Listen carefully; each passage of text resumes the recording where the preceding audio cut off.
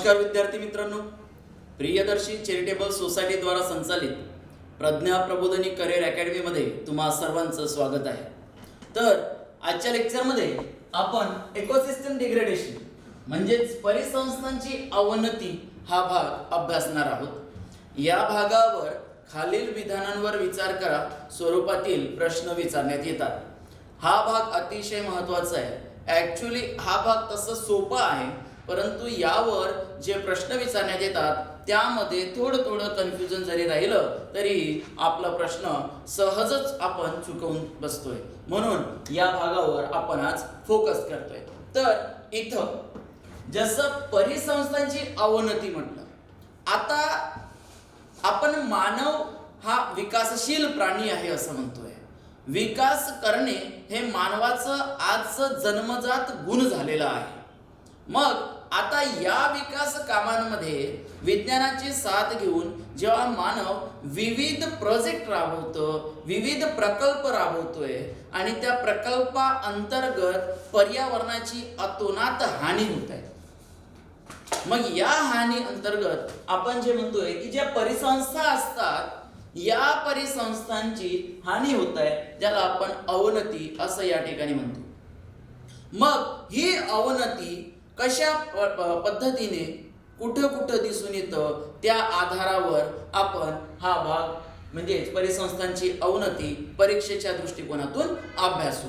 जसं आता म्हटलं की परिसंस्थांची अवनतीला काही प्रमुख कारणे आहेत। मग ते प्रमुख कारणे कोणते? तर पहिलं आहे स्थलांतरित शेती।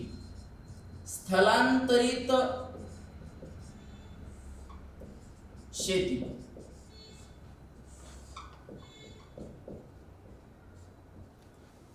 Migrated farming. मग आता स्थलांतरित शेती म्हणजे नेमकं काय हे आधी आपण समजून घेऊ, त्यानंतर ती स्थलांतरित शेती कुठं होतं भारतामध्ये आणि त्या स्थलांतरित शेतींचे कुठले त्या प्रदेशानुसार भागानुसार नावं आहेत त्यावर आपल्याला प्रश्न विचारण्यात येतात। मग आता स्थलांतरित शेती म्हणजे नेमकं काय? तर जनरली भारतामध्ये ज्या आदिम जमाती आहेत, ज्याला आपण आदिवासी समुदाय म्हणूया, तर या आदिवासी समुदायाद्वारे एक विशिष्ट प्रकारची शेती केली जाते।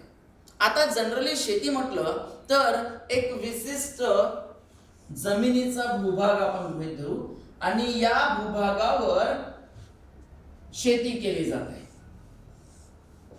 जे नॉर्मल शेती आपण म्हणतो। मग या भूभागावर पिकं जे घेतले जातात ते जसं वर्षभरामध्ये कुठं एक पीक, कुठं दोन पीक, सीझननुसार कुठं 3 पीक असं पीक घेतलं जातं, त्रिवार पीक घेतलं जातं। हे सर्वसामान्य स्थितीत आहे। शेती तीच आहे, फक्त या ठिकाणी जे पिकं आहेत ते पिकं किती प्रमाणात घेतात म्हणजे सीझननुसार किती पिकं घेतात हे त्या विशिष्ट क्षेत्रामध्ये मर्यादित असतात। इथं शेती बदलली जात नाहीये। आपण सर्वसामान्य परिसरामध्ये जी शेती बघतोय त्या शेतीमध्ये शेती तीच असतं। त्या शेतीमध्ये सीझननुसार मग पिकांची लागवड केली जाते। आदिवासी समुदायांमध्ये काही भागामध्ये जे आदिवासी समुदाय आढळतात त्या ठिकाणी अशी स्थायी शेती केली जात नाही। आपल्या सर्वत्र जी शेती अनुभवास येतं बघतो आपण, ती स्थायी शेती अंतर्गत आपण म्हणूया। स्थायी म्हणजेच काय? जमिनीचा तो पट्टा, तो भाग ज्यावर आपण शेती करणार आहोत तो एकच राहतं, तो बदल होत नाही।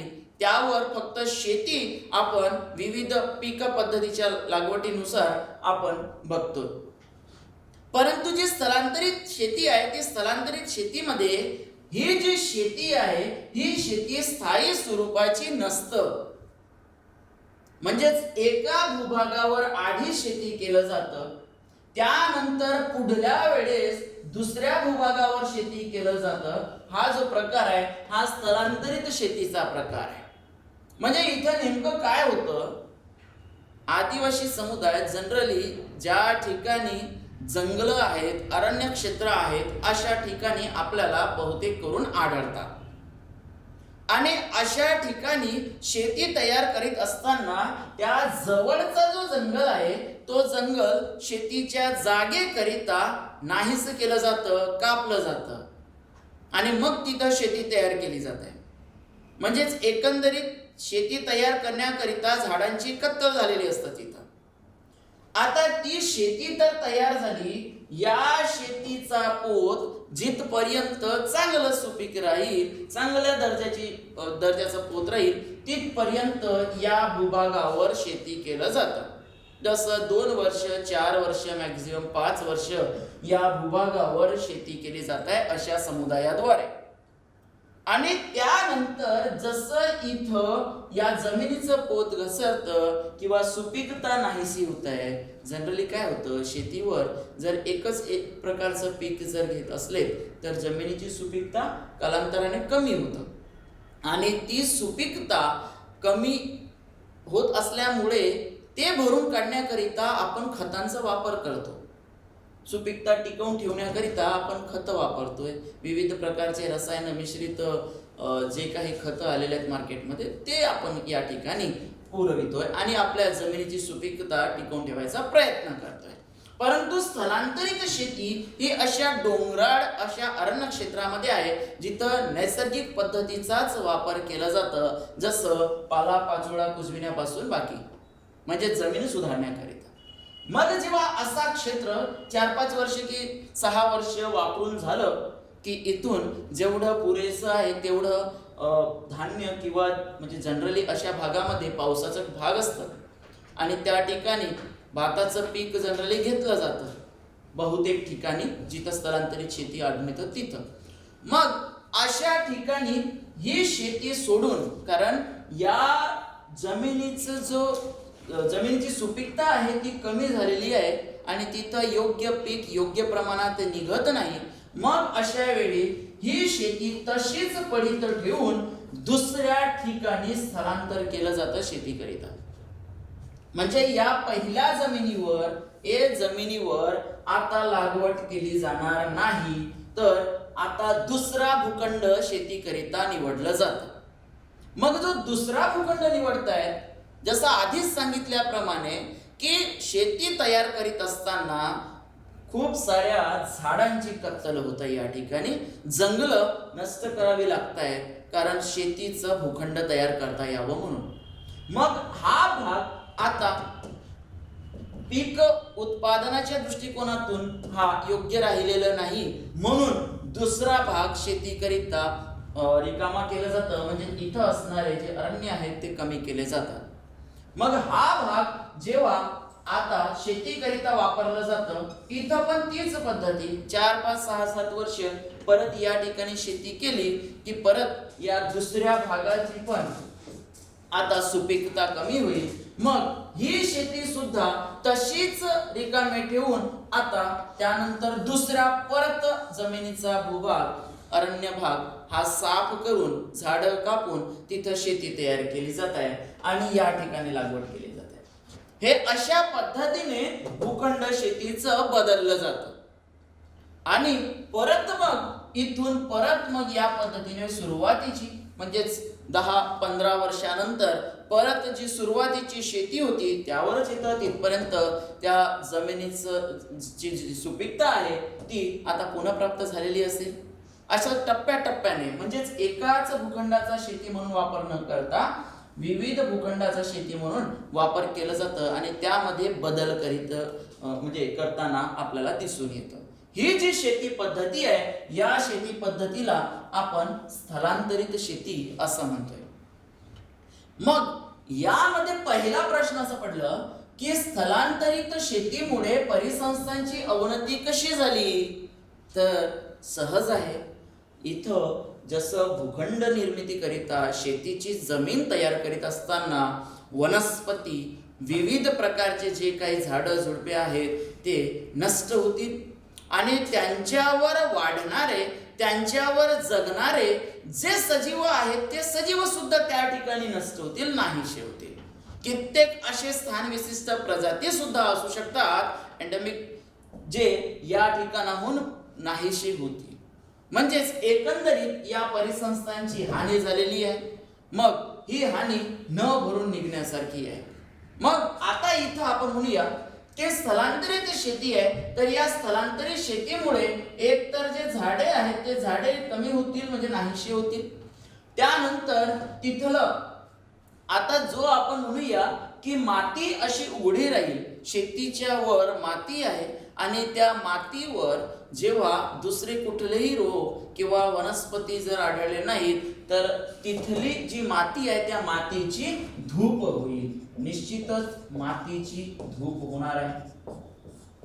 आता मातीची धूप झाली. धूप म्हणजेच काय तर वरची माती आहे, मातीचे जे आवरण आपण म्हणतोय त्या आवरणावर ऊन पाऊस वाऱ्याचा प्रघात होऊन त्या आवरणाचा वरचा जो भाग आहे तो पावसाच्या पाण्यासोबत वाहून जाईल, ज्याला आपण म्हणतोय जमिनीची धूप होईल.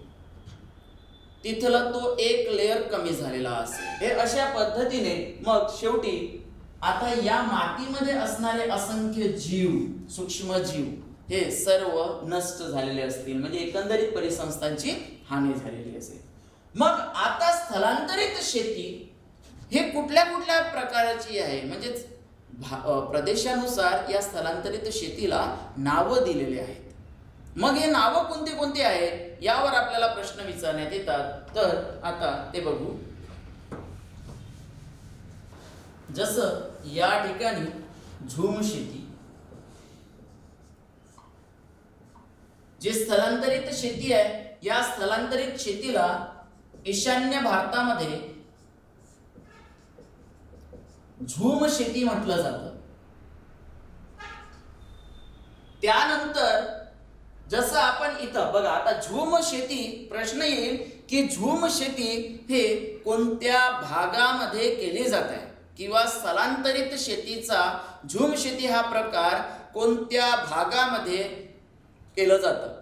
आणि ऑप्शन आलं, या ऑप्शन मध्ये आपण म्हणू उत्तर प्रदेश, दुसरा ऑप्शन मेघालय, तिसरा ऑप्शन त्रिपुरा, चौथा ऑप्शन मिझोराम. आणि मग परत आले की नेमकं यामधून कोणते बरोबर आहेत. मग आता ABCD असे पर्याय येतील आणि त्यामध्ये ऑप्शन्स कोणते कोणते आहेत ते दिले असतील. मग अशा वेळेस उत्तर प्रदेश सोडता जे बाकीचे ईशान्य भाग, ज्याला आपण पूर्वांचल म्हणतोय, त्या पूर्वांचल भागामध्ये आढळून येणारे जे काही राज्य आहेत त्या सर्व राज्याचा आपल्याला उल्लेख करता येईल. आता त्या सर्व राज्यामध्ये जसं आपण आसाम म्हणू शकतो, मेघालय, त्रिपुरा, ते सर्व मिझोराम वगैरे हे सगळेचे सगळे या झूम शेती, स्थलांतरित शेतीचा जो प्रकार आहे झूम शेती, यामध्ये आपण म्हणू शकतो. त्यानंतर दुसरं शेती प्रकार ज्याला बोगमा म्हटलं जातं, म्हणजे स्थलांतरित शेतीचा जो प्रकार आहे परंतु दुसरं नाव ज्याला आपण बोगमा म्हणतोय हा मेघालयामध्ये आहे स्पेशली. आता मेघालयामध्ये जी स्थलांतरित शेती होत आहे, मेघालयामधील स्थलांतरित शेती झूम सुद्धा आहे, परंतु फक्त मेघालयामध्ये आढळून येणारी स्थलांतरित शेती जी बोगमा या नावाने परिचयाची. त्यानंतर लिंग खालून, परत मेघालयामधीलच लिंग खालून,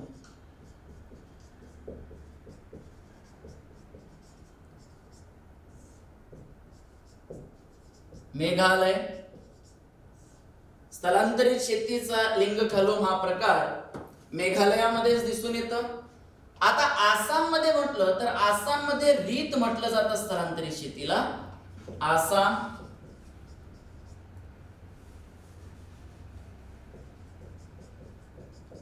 रीत. त्यानंतर जसं आता टेकांगडो म्हणतात मणिपूरमध्ये,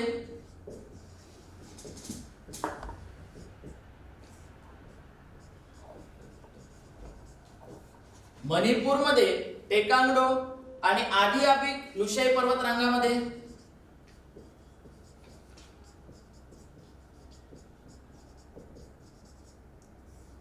आदिआबिक लुशाई पर्वतरांगा. आता जे लुशाई पर्वतरांगा आहेत त्या दरम्यान आदिआबिक, त्यानंतर आपण ह्युक्युम सांग त्याला आपण म्हणूया त्रिपुरामध्ये असणार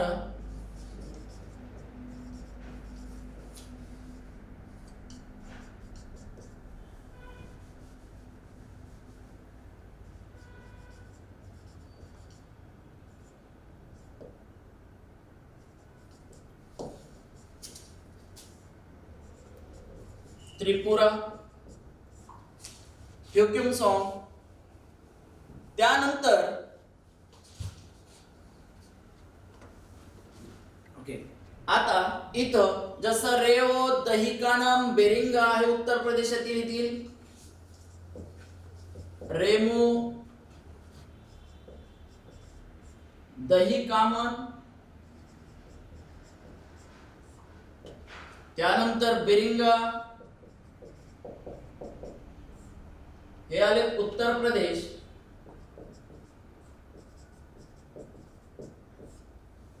त्यानंतर जसं गुडिया, वाडगा, पुडगू, गुडिया, वाडगा, ओडू हे झाले दक्षिण ओडिशा मधील.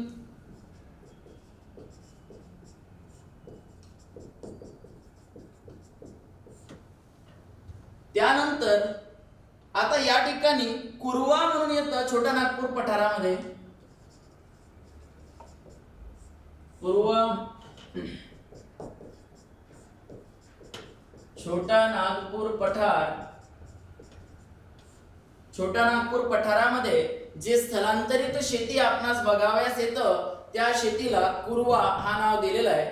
तर आंध्र प्रदेश म्हटलं तर पोट्टू,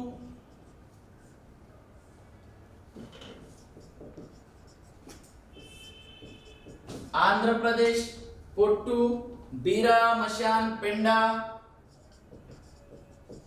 बीरा, मशान, पेंडा. बिहार येईल यामध्ये, बिहार. त्यानंतर दहजा इत्यादी जे आहेत हे मध्य प्रदेशामध्ये येईल. मध्य प्रदेश. त्यानंतर पुनाम किंवा पूनम ज्याला आपण म्हणू, दोन्ही नावाने ओळखलं जातं, पुनाम म्हणून किंवा पूनम म्हणून, केरळमध्ये. हा, तर लक्ष द्या, स्थलांतरित शेती आहे. स्थलांतरित शेती कशा पद्धतीने केली जात आहे यावर आपण चर्चा केलेली आहे. आता स्थलांतरित शेतीला प्रदेशानुसार नाव विशिष्ट दिलेले आहेत. या नावांवर आपल्याला प्रश्न विचारण्यात येतात.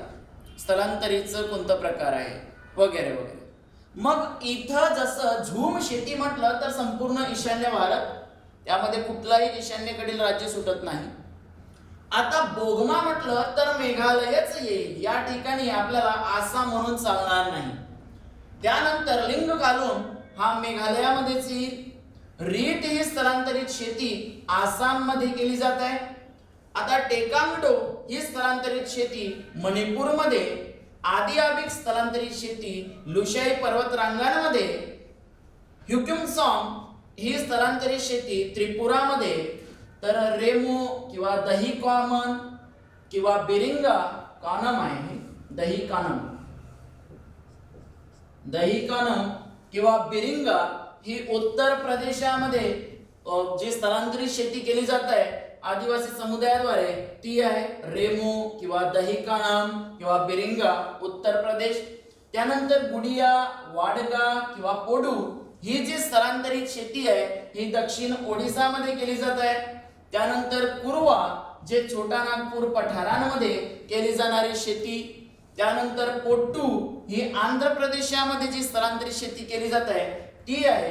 त्यानंतर बीरा, मशान, पेंडा किंवा बिहार, दहजा जी मध्य प्रदेशातील स्थलांतरित शेती आहे. त्यानंतर पुनाम किंवा पूनम ही केरळ यामध्ये केली जाणारी शेती आहे. तर हे आपल्याला माहीत असणं गरजेचं आहे. तर अशा पद्धतीने आपण स्थलांतरित शेती बघितलेला आहे. मग स्थलांतरित शेतीमुळे परिसंस्थेची अवनती कशी होत आहे हे आपण अभ्यासलेलंच आहे, चर्चा केलेलीच आहे की स्थलांतरित शेतीमुळे जंगलं नाहीसे झालेत की त्यावर आढळणारे जे काही परिसंस्था आहेत ते नष्ट होतात आणि एकंदरीतच अवनती झालेली आपण म्हणतोय. आता जनरली विविध उद्योगांमध्ये, मग आता त्या उद्योगांचा विचार केला तर उद्योगांमध्ये जसं लाकडांपासून तयार होणारे जे उद्योग आहेत, फक्त शेती केल्यानेच परिसंस्थांची अवनती होते अशातला भाग नाहीये. जंगलं नाहीसे झालेत की त्या जंगलांचा म्हणजे झाडांचा वापर कच्ची सामुग्रीमधून विविध व्यवसायांमध्ये, विविध उद्योगांमध्ये केलं जातं.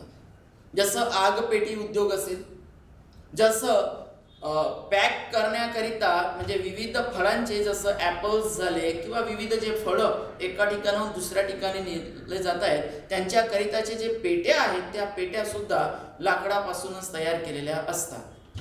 त्यानंतर सपोज आपल्याला कागद तयार करायचं आहे म्हटलं तर कागद सुद्धा लाकडापासूनच तयार केलं जातं. मग असे विविध काही आहेत. वनौषधीमधून म्हणून किंवा विविध प्रकारचं डिंक झालं की विविध प्रकारच्या वनस्पती आहेत त्यांचा वापर करून आपण रंगांपासून तर सगळं काही म्हणजे मॅक्झिमम आपण या झाडांचा किंवा वनस्पतीचा वापर कच्ची सामुग्री, रॉ मटेरियल म्हणून करतोय.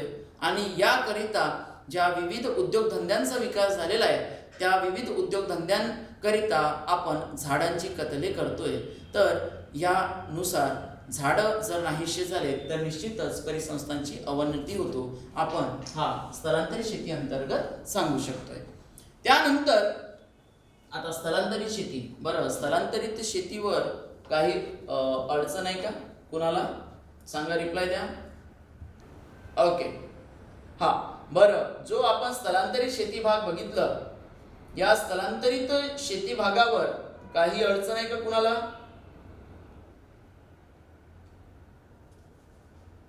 सांगा. हा, त्यानंतर दुसरं जंगलतोड आपण बघतोय, जसं आत्ताच सांगितलं.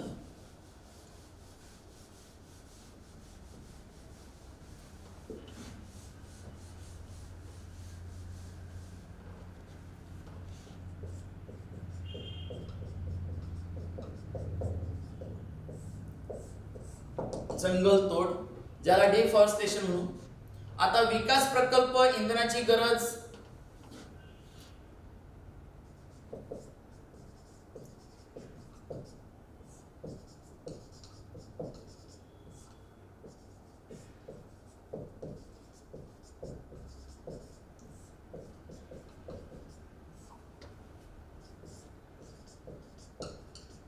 वन आधारित उद्योगधंदे. जंगलतोड हा परिसंस्थांची अवनती होण्यामागे अतिशय महत्वाचं. या ठिकाणी थोड्या वेळापूर्वी जसं जंगलतोडाविषयी डिस्कस केलेलं होतं, स्थलांतरित शेती करीत असताना सुद्धा जंगलांची तोड केली जात आहे. म्हणून काही ठिकाणी आपण स्थलांतरित शेती हा जंगलतोड अंतर्गत येणाऱ्या परिसंस्थांची अवनती होण्याचं कारण मानलं. परंतु आपण या ठिकाणी स्थलांतरित शेती हा सेपरेट घेतलं, कारण स्थलांतरित शेतीमुळे खूप मोठा परिसर हा आणि त्या परिसरांवर आधारित जे परिसंस्था आहेत त्यांची अवनती होत आहे. म्हणून आता जंगलतोड म्हटलं तर जंगलतोड विविध कारणांमुळे होतं. जसं विकासाचे प्रकल्प आहेत, वेगवेगळे विकासाचे प्रकल्प तयार करीत असताना जंगल नाहीसे होतात. मग आता यामध्ये सांगायचं म्हटलं साधं आणि सोपं उदाहरण, जे आपण डायरेक्टपणे जरी जंगलांना हानी पोहोचवत नसलो तरी इनडायरेक्टली त्यावर हानी पोहोचलेली असते. मग ते कसं? सपोज आपण विकासाच्या प्रकल्पामधून जे अतिशय गरजेचं विकास प्रकल्प ज्याला म्हणतोय त्याचा उदाहरण घेऊ. मग यामध्ये समजा नदी आहे. आता या नदींमध्ये पाण्याचं प्रमाण जास्त होतं प्रतिवर्षी आणि या नदींपासून पूर परिस्थिती निर्माण होत आहे त्या जवळपासच्या परिसरात. मग या पूर परिस्थितीवर नियंत्रण मिळविण्याकरिता आणि त्या परिक्षेत्रामध्ये जे जलसिंचनाच्या सोयी पुरविण्याकरिता यावर डॅम तयार केलं जातं, बांध बांधलं गेलं. मग बांध बांधल्या गेल्यामुळे इथं हा जो येणारा पाणी आहे हा पाणी साठे या नदीच्या जवळपासच्या एरियामध्ये विविध प्रकारचे वन आढळतील, झाडं झुडपे आढळतील. कालांतराने काय होईल की हा जो परिसर आहे हा परिसर संपूर्ण पाण्याच्या अंतर्गत येईल. कारण आता बांध बांधल्यामुळे याला जलाशयाचं रूप म्हणजे जलाशयामध्ये रूपांतर झालेलं असेल, पाणी वाढलेलं असेल आणि या पाण्यामध्ये बघा आपण डायरेक्टली इथल्या परिसंस्था नष्ट करीत नाही आहोत, परंतु आपल्या विकास कामांमुळे त्या परिसंस्थांची अवनती होत आहे. त्यामध्ये जंगल तोड आपण इथं सरळ सरळ केलेलं नसलं तरीही तिथं जंगले नष्ट कसे झालेले आहेत त्यावर आपण विचार करतोय. डॅम बांधलं या नदीच्या किनाऱ्यावर की जवळपास जो जंगल परिक्षेत्र आहे त्या जंगलांपर्यंत जेव्हा हा पाणी निश्चितच बांध बांधल्यामुळे पाणी साठा वाढेल, जलाशयामध्ये रूपांतरण होईल आणि पाण्यामध्ये वाढू शकणाऱ्या वनस्पती या ठिकाणी सुरुवातीपासून नव्हतेच मुळात आणि इथं असणाऱ्या वनस्पती ते पाण्यामध्ये जास्त पाण्यामध्ये वाढू शकत नाहीत, म्हणजे या ठिकाणी अशी वनस्पती मृत पावतात. म्हणजे हा विकास कार्य होतं जे आपल्या फायद्याचं होतं, मानवाच्या फायद्याचं होतं, कारण आपल्याला पूर परिस्थिती हाताळायची होती आणि जलसिंचनाच्या सोयी सुद्धा पुरविणे होतं. याकरिता बांधलेला डॅम, परंतु इथं असणाऱ्या वनस्पतींकरिता, इथं असणाऱ्या इतर सजीव प्राण्यांकरिता हे अवनतीचं कारण ठरलेलं आहे. हा विकास प्रकल्प झाले. असेच विविध प्रकल्प आपण राबवतोय. आता त्यामध्ये जसं आपण म्हटलं की दुसरं आता डॅम नाही, ऑलरेडी जे वेटलँड्स आहेत, कालपर्यंत आपण जो वेटलँडचा भाग अभ्यासलेला होता त्यावरच येऊया.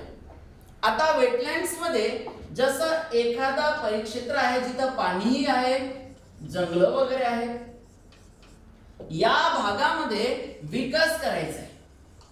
का विकास करायचा आहे तर आपल्याला आर्थिक पाठबळ मिळावं किंवा आर्थिक आपला विकास व्हावा म्हणून या परिक्षेत्रामध्ये, ज्याला आपण दलदली क्षेत्र म्हणूया, त्या परिक्षेत्रांमध्ये आपण पर्यटनाला वाव देण्याकरिता इथं पर्यटकांच्या सोयीसाठी काही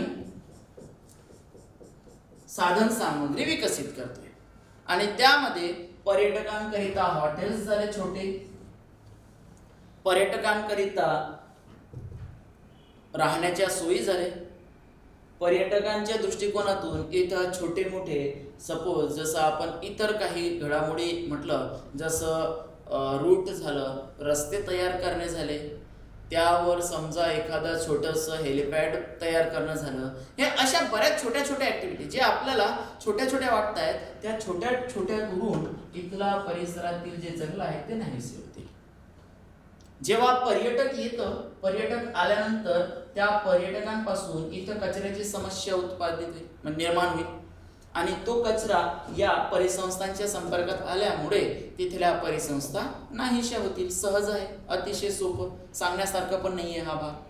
मग अशा पद्धतीने कुठलेही विकास प्रकल्प, कुठलेही या विकास प्रकल्पामुळे आपल्याला परिसंस्थांची अवनती घडून आलेली आहे असं म्हणणं उचित ठरतं. त्यानंतर इंधनाची गरज. आता बघा, आपण जंगलं या अंतर्गत विकास प्रकल्प म्हटलं, कोणताही विकास प्रकल्प घडून आणायचा आहे तर जंगलतोड निश्चित. इंधनाची गरज. आता इंधनाची गरज इथं अतिशय सोपं प्रायमरी बेसिक कन्सेप्ट आहे ही. इथं आपण असं म्हणतोय की इंधनाकरिता लाकूड म्हणून बऱ्याच ठिकाणी ग्रामीण भागामध्ये वापर केला जातो. आता हा भाग वेगळं की विविध गव्हर्नमेंटच्या स्कीम थ्रू जे आपण गॅस पुरवठा म्हणतोय ते केलं जात आहे आणि प्रत्येकच ग्रामीण भागामध्ये प्रत्येक घरोघरी आपल्याला गॅसवर स्वयंपाक करताना आजच्या स्थितीमध्ये आपण बघतोय. परंतु तरीही बऱ्याच ठिकाणी अजूनही जे काही स्वयंपाक आहेत, जे आपण बेसिक म्हणतोय, बेसिक नीड, अन्न निर्मिती करणे, अन्न शिजविणे, त्याकरिता इंधन म्हणून लाकूड वापरलं जातं, लाकडांचा वापर केला जातो. त्यानंतर दुसरं, जसं लाकडं झाले, या लाकडांपासून बऱ्याच ठिकाणी ग्रामीण भागामध्ये जसं ते तोडून आणून, तर तोडत असताना छोटे मोठे झाड नाही, मोठाले झाड पाडले जातात, म्हणजे एकंदरीत जंगलं नष्ट होत आहेत इंधनाची गरज भागवण्याकरिता. आणि वन आधारित उद्योगधंदे मी आधीच सांगितलं, मग ते आगकाडी निर्मिती असो की कुठलेही बॉक्स निर्मिती करिता असो, प्लायवूड निर्मिती करिता असो की फर्निचर निर्मिती करिता असो, म्हणजेच एकंदरीत जे वनांवर आधारित उद्योगधंदे चालतात त्यांच्याकरिता कच्चा माल, कच्ची सामुग्री, रॉ मटेरियल आपल्याला या जंगलांमधूनच प्राप्त होत असतं. आणि म्हणून या ठिकाणी विकास प्रकल्प, इंधनाची गरज, वन आधारित उद्योगधंदे इत्यादीमुळे निश्चितच जंगलतोड झालेली आपण बघतोय. आणि जंगलतोड झालं म्हणजे परिसंस्थांची हानी झालेली आहे. त्यानंतर तिसरा मुद्दा, ज्याला आपण अतिचराई म्हणतोय.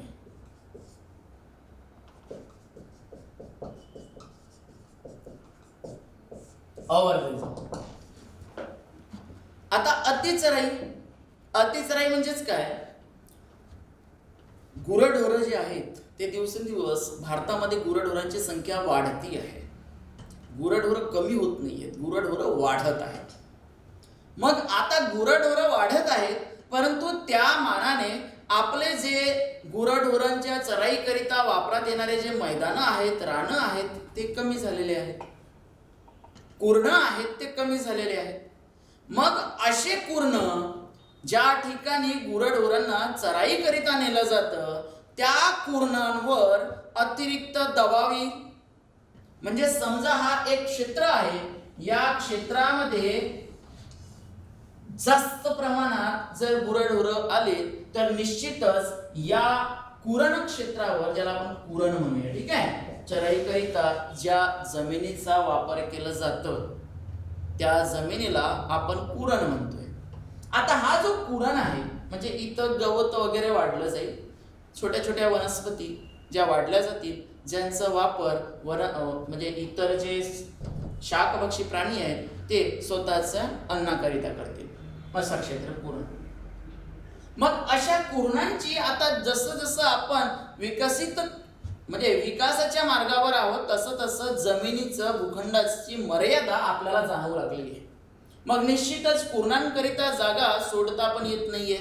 खूप कमी कुर्ण राहिलेले आहेत किंवा कमी जागेमध्ये कुर्ण राहिलेले आहेत, आणि जे गुरढोरं आहेत त्या गुरढोरांची संख्या वाढत आहे.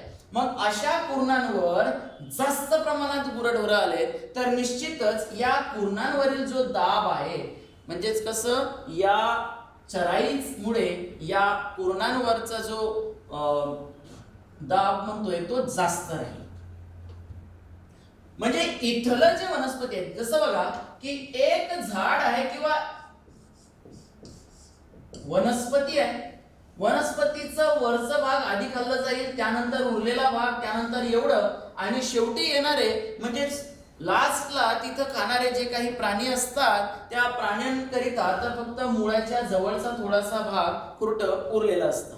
मग असे प्राणी काय करतात, हा सुद्धा मुळासकट उपटून खातात. मग त्यामुळे काय होतं, कुर्ण नाहीशी होती. कुर्ण नाहीशी झाले म्हणजेच काय, त्यामध्ये अतिचराई झालेली आहे, जास्त चराई झालेली आहे, आणि त्यामुळे मग या कुरण क्षेत्रामुळे परिसंस्थांची अवनती होतं. कारण प्रत्येक क्षेत्र ज्या ठिकाणी आपल्याला सजीव आढळतं त्या भागामध्ये आपण परिसंस्था अनुभवास येतात असं म्हटलेलं होतं. मग या कुरणांच्या नाहीशे झाल्यामुळे किंवा कुरणांची हानी झाल्यामुळे, अतिचराईमुळे इथं सुद्धा मृदेची धूप आढळतं. आणि मृदेची धूप झाली की वरचं लेअर पावसाच्या पाण्यामध्ये मिश्रित स्वरूपात होऊन तो वाहून जाईल. अशा पद्धतीने अतिचराई सुद्धा परिसंस्थांच्या अवनतीकरिता महत्वाचं आहे, कारण आहे. त्यानंतर जसं आपण म्हणतोय अशाश्वत शेती, अनस्टेबल, अशाश्वत शेती, अनस्टेबल फार्मिंग.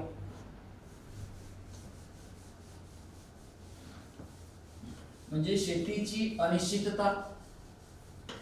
आता शेतीची अनिश्चितता यामध्ये बघा, जसं सुरुवातीला स्थलांतरित शेती म्हटलेलं होतं, त्या स्थलांतरित शेतीमध्ये जसं सांगितलं तसं की सुरुवातीला काही वर्ष, किमान 2 वर्ष त्या विशिष्ट शेतीकरिताचा जो भूखंड आहे त्या भूखंडातून योग्य प्रमाणात आपण पीक घेऊ शकतो. 2 वर्षानंतर सुपीकतेमध्ये घट झालेली असेल आणि ती सुपीकता परत प्राप्त करून घेण्याकरिता आपण विविध खतांचा वापर करतोय. विविध खतं वापरल्यामुळे काय होतं तर जमिनीची सुपीकता परत टिकून येतं. म्हणजे जमिनीमध्ये जे काही आपण वनस्पतींची लागवड करणार आहोत, म्हणजे पिकांची लागवड करतोय, त्या पिकांच्या वाढीसाठी, विकासासाठी ज्या खनिज द्रव्यांची गरज आहे ते खनिज द्रव्य आपण खतांच्या माध्यमातून त्यांना पुरविण्याचा प्रयत्न करतोय. मग अशा वनस्पतीवर कीटकांचा सुद्धा प्रादुर्भाव होतो.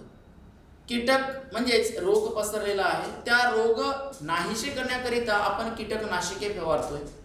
आणि हे सर्वच, मग ते खतं असू द्या, जास्त झालेलं खत असेल की कीटकनाशके असतील, ते कीटकनाशके त्या भागामध्ये येऊन त्या भागामध्ये वाढणारे जे इतर जीव आहेत त्या जीवांकरिता हानी पोहोचवतात.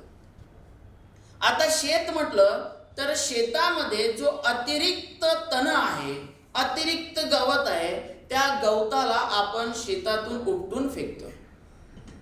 मग अशा भागावर वाढणारी जी जीवसंस्था आहे, जी जीव आहेत, ते नाहीसे होतील निश्चितच. त्या शेतीमध्ये खतं आलेत, त्या शेतीमध्ये कीटकनाशके आलेत, तर निश्चितच त्यामुळे त्या ठिकाणी वाढणारे किंवा त्या परिक्षेत्रामध्ये की त्या शेतीमध्ये आढळून येणारे जे जीव आहेत ते सजीव, मग ते सूक्ष्मजीव सुद्धा होऊ शकतात, ते मृत पावतील आणि मग या ठिकाणी परिसंस्थांची अवनती होईल. तर हे झाले अशाश्वत शेतीचं उदाहरण. मग यानंतर जसं आपण म्हणतोय की खाणकाम. आता खाणकाममुळे कसं काय अवनती होत आहे? मायनिंग,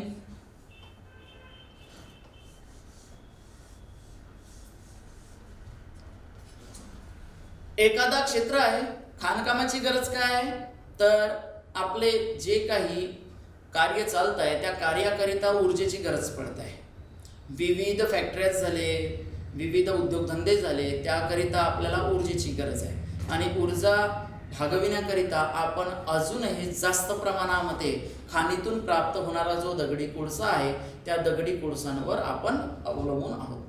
त्याच पद्धतीने विविध खनिज द्रव्य प्राप्तीकरिता, जसं लोखंड झाले किंवा बाकीचे सगळे, या सर्वांच्या प्राप्तीकरिता आपण खाणी म्हणजे ज्याला आपण म्हणूया जमिनीमध्ये खोदकाम करतोय, उत्खनन करतोय, जमिनीचं उत्खनन करतोय.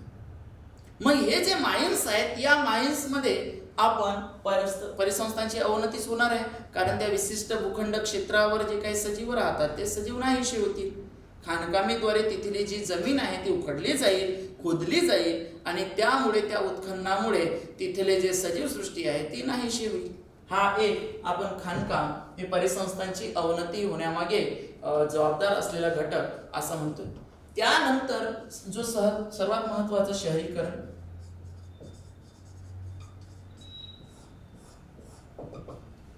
शहर वाढू लागले की जवळपासचा सर्व जो परिसर आहे तो परिसर हा आणि त्या परिसरावर वाढणारे जे सजीव सृष्टी आहे त्याला निश्चितच धोका प्राप्त होतो.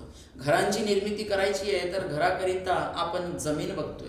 ते जमीन मग झाडं झुडपं असलेली असोत की दलदल असलेलं असो, त्यावर भराव देऊन आपण काय करतोय, झाडं असले तर नष्ट करून किंवा दलदली भाग असलं, पाणथळ प्रदेश असलं तर त्यावर भराव टाकून आपण आपल्या राहण्यायोग्य बिल्डिंगची उभारणी करता येईल अशा जमिनीची निर्मिती करतोय आणि त्यामध्ये निश्चितच परिसंस्थांची अवनती होते, परिसंस्थांना हानी पोहोचते.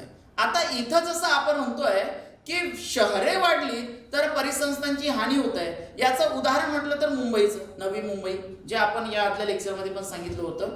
तिथं असलेले वेटलँड्स नाहीसे झालेले आहेत, कारण त्या वेटलँड्सवर भराव टाकून तिथं इमारती उभ्या केलेल्या आहेत.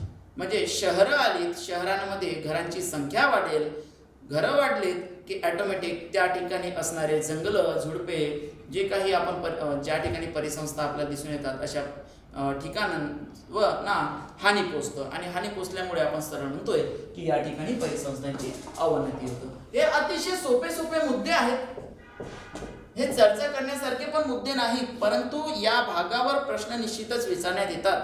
खालील विधानांवर विचार करा या स्वरूपातील प्रश्न विचारण्यात येतात, जे आपण कन्फ्यूज होऊन जातो कधी कधी, कारण तो भाग आपल्या जरी परिचयाचं असलं परंतु निश्चितता त्यामध्ये आपल्या अभ्यासातील निश्चितता नसतं किंवा आपल्या कन्सेप्टमध्ये क्लॅरिटी नसतं, आणि त्यामुळे आपण असे प्रश्न चुकवतो, सोडवित असताना चुकवितो.